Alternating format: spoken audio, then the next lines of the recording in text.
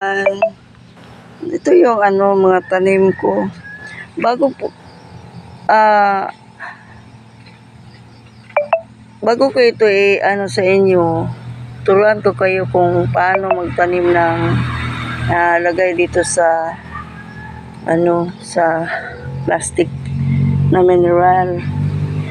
Bago ipasok yung tanim na ito yung San Francisco. Lagyan muna ng abono. Lagyan muna ng lupa, konti lang, tapos lagay ng abono. Estimate nyo na lang na estimate lang dyan. Para yung gamot niya mayroong vitamins agad at mataba yung tanim.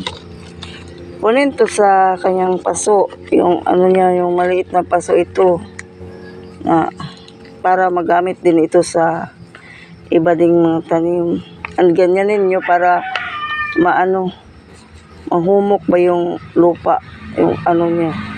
Tapos ilagay nyo dito. Kunin nyo dito. Tapos ilagay doon sa paso o sa mineral water na i-transfer nyo. Ito. So, ito yung yung kinuha ko. Yan, dyan lang ilagay. Dyan.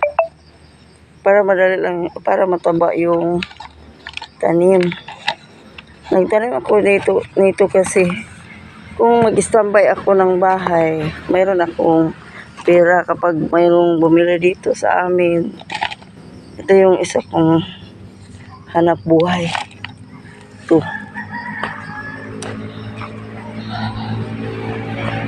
Ito lang. Ganyan nyo na lang yung lupa. Huwag yung i-mix yung, huwag nyo ilagay yung bato.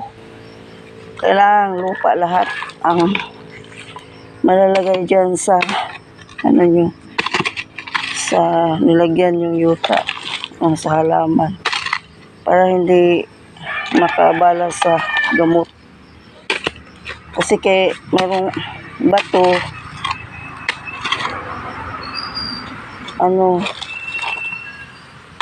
siya ang dahilan ng kung halimbawa hindi nabisbisan yung tanim nyo, tapos mayroong bato.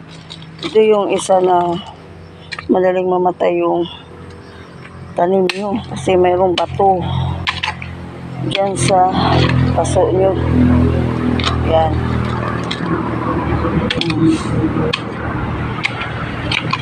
Ito ako magtanim ng tanim.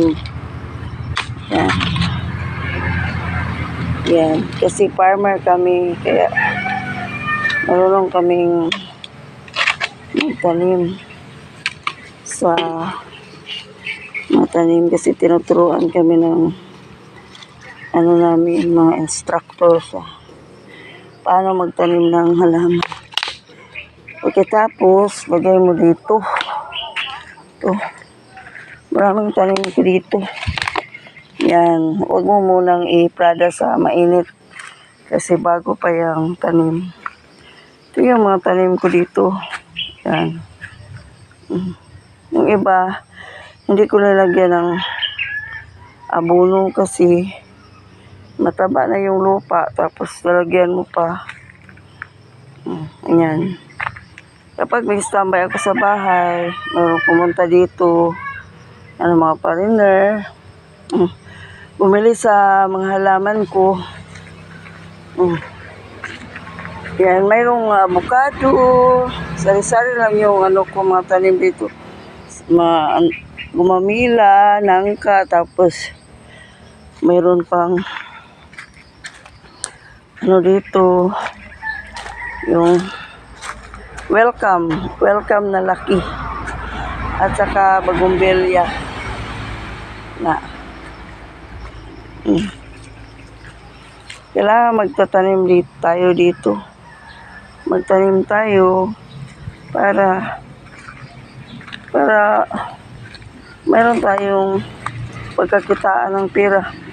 Hindi lang tayo, kung mag-standby tayo ng bahay, hindi tayo pumunta-punta doon sa mga kapitbahay natin para mag-chismis.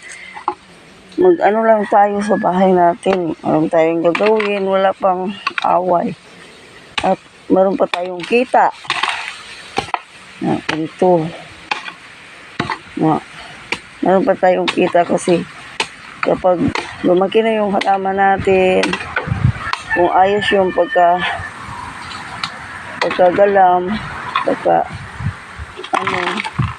di, merong bumibili, di, meron tayong tira para panggastos. Oh, diba? Na, hanggang dito na. Maraming salamat po.